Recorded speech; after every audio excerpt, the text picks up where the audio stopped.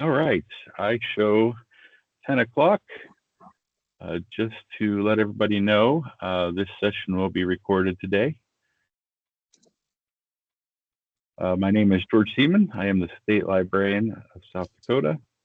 And today we're offering a session on HB 1239, SB 74, and just sharing with you information about both of those bills and their impact on libraries.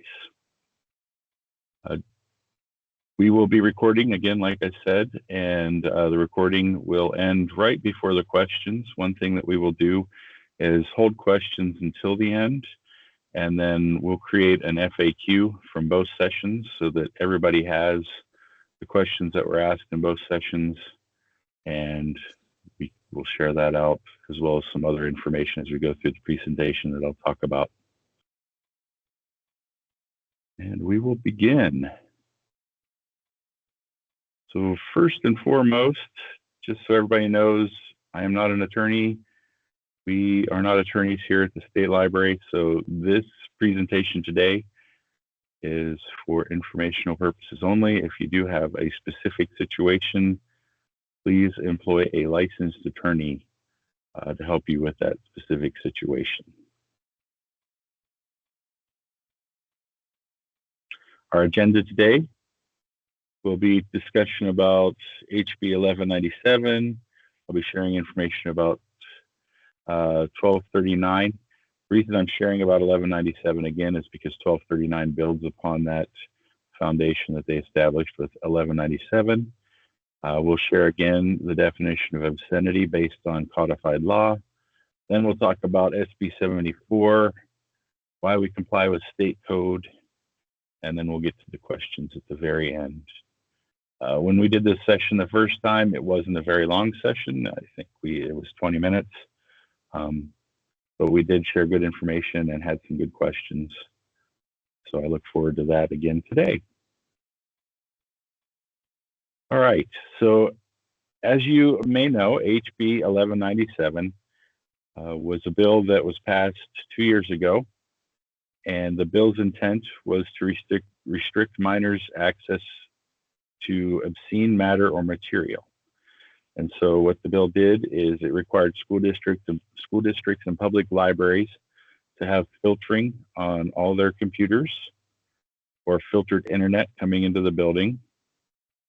It asked that you publish a policy on your website or in the newspaper annually of how you're going to restrict access to minors from obscene materials and matter. And that was the gist of the bill. And then last year, they added 1239.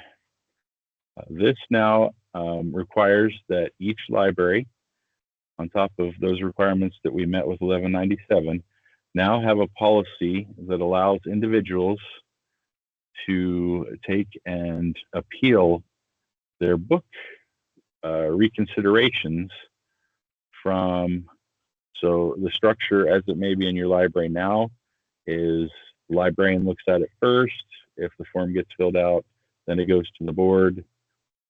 Now with 1239, there's a requirement that once the board goes through this reconsideration and makes a decision, that the patron can then appeal to the city or the municipality that is the governing body for the library, the public library. For school districts, it might go to the librarian, it might go to the building principal or superintendent, and then it goes to the school board. And then for both, it adds another layer that if a patron is unhappy with the decision of the school board or the city, then the patron can appeal it to a court, to a judicial review, and that would be a circuit court for your area. And so that is now the new addition. And so if you don't have a reconsideration policy and form in place, that's something that you will need to do. If you have one in place, you will need to add that other layer. School districts probably already have it going to the school board, But for public libraries, adding the governing body of the city or municipality, that is the next step for you. And then both the school district and the public libraries will need to add that patrons can then appeal to a circuit court, and the circuit court specifically for their area. One thing that Senator Wheeler, who was the one who amended 1239 so that it was in its current form, said is that he would like to see all libraries actually put in the circuit court for their area. So you would have a specific circuit court district. And I have a link for that, so you will have that. And so add that to your policy as well so that patrons know where they would go to appeal to a circuit court.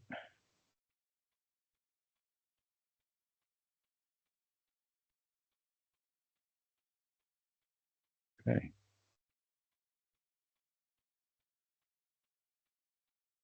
And so that is 1239. And again, it's just building upon 1197 and adding another layer of appeal for patrons. Okay.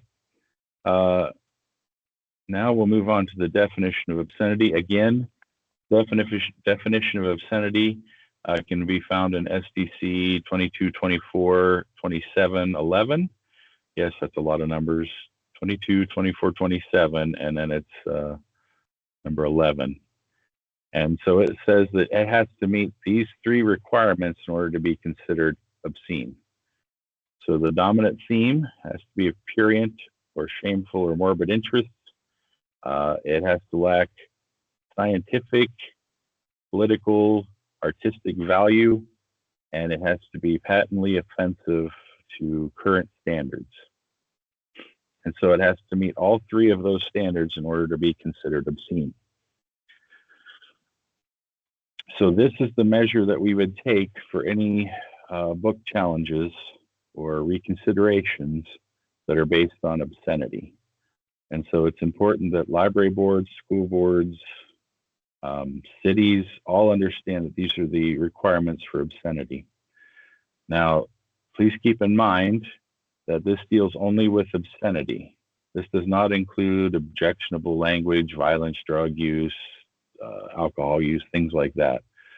That would be judged based on different standards that would be established by your library board or whoever is going to be judging these things and deciding whether they're supposed to be in the library collection or not. Right now, we are just talking about things that are being challenged based on obscenity.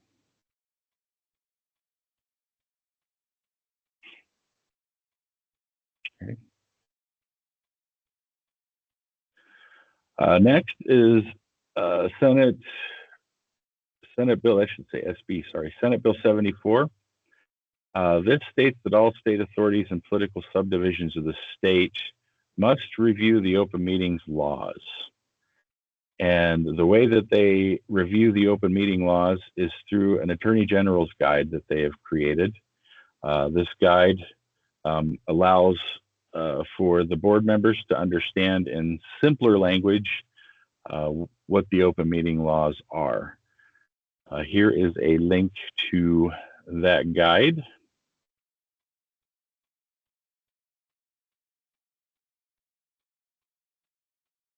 And there are a couple of ways that you could do this. So annually, first of all, put it on the calendar for your board annually. Your board can take and review that guide ahead of time and come to a board meeting. Make sure you have it on the agenda that you're going to discuss it. They would come to that board meeting and acknowledge that they read it and understood it. Maybe if there are questions or discussion around what they read, and then acknowledge that in your meeting minutes so that you have evidence that you guys actually discussed that. The second one, if you want to use this for getting your board members a little bit of hours towards certificate or accreditation, you could actually go through the guide in the meeting and count that as time board training or board training. And so that is a possibility as well. You might, working through this, get 45 minutes to an hour of training out of this booklet. So that is an option as well. It is whatever you or the board decides for your institution as to what you want to do. Some of them might not want to have an hour discussion about open meetings laws, and I completely get that. But it would be a good opportunity for you to get that CE time in with your board.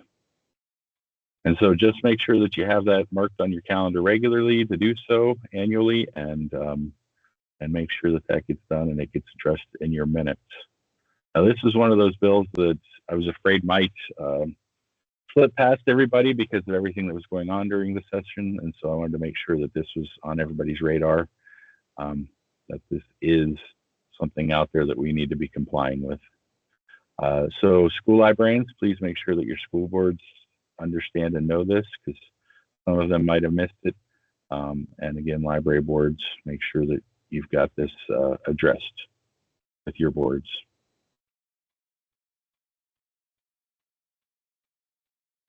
Right.